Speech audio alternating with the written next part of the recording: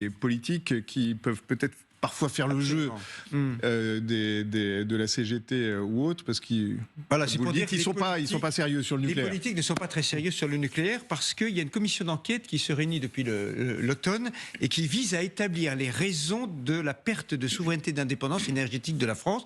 C'est une commission qui est présidée par un député, Raphaël Schellenberger. Je mentionne son nom parce que il est député du Haut-Rhin et notamment de Fessenheim. Ce n'est pas complètement par hasard, c'est un LR. Et le rapporteur est Antoine Armand, député Renaissance. Depuis l'automne, cette commission auditionne des anciens patrons d'EDF, Henri Proglio, Jean-Bernard Lévy, des ministres, Elisabeth Borne, qui a été directrice de cabinet de Ségolène Royal, et elle entendra le 16 mars, ça va venir assez vite, François Hollande et Nicolas Sarkozy. Donc c'est évidemment une commission qui est importante. L'objectif, c'est de comprendre la faillite du système. C'est quand même ce qui se passe, c'est incroyable, ce qu'on a sous les yeux. On n'arrive plus à finir la construction de centrales nucléaires. On a changé de cap, la France, quand même assez régulièrement ces dernières années. On ne sait plus très bien où est le cap. Et EDF, qui était notre champion national, va très mal. La production nucléaire l'année dernière a été 279 TWh. C'est le plus bas depuis très très longtemps.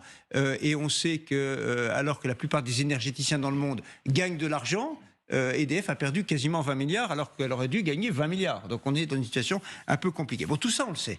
Mais les auditions qu'on a eues cette semaine, les auditions de cette commission ont été un peu stupéfiantes en réalité, parce qu'elles montrent ce qui s'est passé dans la décennie 2010 et notamment sous le quinquennat de François Hollande. Je vais vous montrer quelques extraits, je vais faire assez peu de commentaires à chaque fois. Audition d'Arnaud Montebourg. On va voir 3 extraits d'Arnaud Montebourg.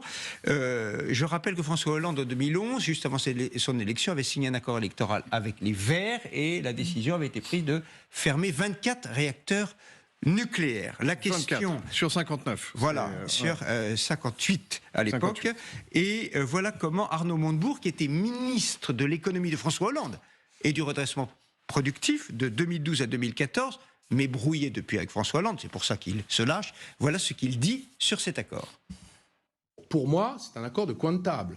C'est-à-dire qu'on s'est mis d'accord sur un marqueur politique, de manière à marquer les esprits, et on s'est retrouvé avec un programme qui expliquait qu'il fallait fermer 24 réacteurs. Et après, vogue la galère. Voilà comment l'avenir énergétique de la France s'est passé à ce moment-là. On le sait, mais les bras tombent quand on l'attend. Deuxième extrait, Arnaud Montebourg. Mais comment appliquer un accord qui a été conclu comme ça? Arnaud Montebourg.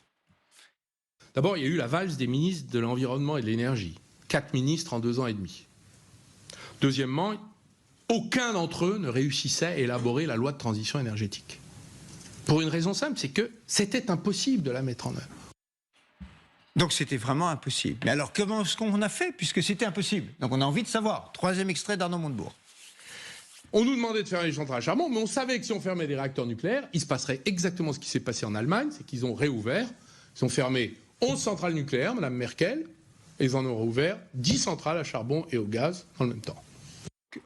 On savait que ce serait compliqué, donc on a cafouillé et on a mis la poussière sous le tapis et on a pris des décisions. C'est hallucinant, c'est hallucinant. On va écouter maintenant Ségolène Royal. Ségolène Royal, donc, elle est ministre de l'Environnement de 2014 à 2017. Le président de la commission va lui rappeler une interview qu'elle avait donnée en 2011 où elle disait qu'il faudrait fermer le parc nucléaire de la France en 40 ans. Voilà sa réponse quand le président l'interroge sur cette déclaration antérieure. Je ne sais pas dans quelles conditions j'ai pu donner cette interview. Sortir du nucléaire en 40 ans, ça me paraît curieux. Donc, je ne sais pas dans quelles conditions. Je ne me souvenais même pas d'avoir dit ça. Bon, alors quand une ancienne ministre dit qu'elle ne l'a pas dit, on a envie de vérifier, donc on est allé vérifier. Voilà ce que Ségolène Royal, candidate à la primaire du PS, c'était en 2011, disait sur France Inter en 2011. On peut viser une échéance à 40 années pour sortir du nucléaire. Bon, j'ai presque envie de respecter 3 secondes de silence, c'est quand même affligeant. Enfin, Nicolas Hulot, ministre de la Transition énergétique, ou écologique plutôt, pardon, de 2017 à 2018, là la Commission lui demande s'il a lu un rapport qui recommandait la construction de nouveaux réacteurs nucléaires, un rapport dont on dit qu'il a contribué à sa démission.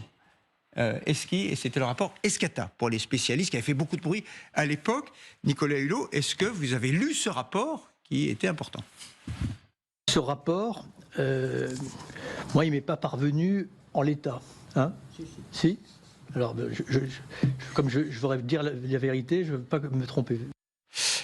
Voilà, donc bon, ça mérite pas tellement de commentaires. Alors attention, on a l'impression de viser qu'une certaine époque. En réalité, Elisabeth Borne, cette semaine entendue, a aussi, ancienne directrice de cabinet de Ségolène Royal, a un petit peu cafouillé sur certains points. Et on sait qu'Emmanuel Macron lui-même a changé entre le début de son quinquennat et complètement, puisque quand il est arrivé, il a dit, c'était le 27 novembre 2018, la présentation de la programmation pluriannuelle de l'énergie, il a dit, on va arrêter 14 réacteurs d'ici 2035 et 4 et 6 d'ici 2030. Et après, évidemment, il a dit, c'était le discours de Belfort en février 2022, on va en relancer. La conclusion de tout ça, 3 mots, c'est évidemment un peu effrayant.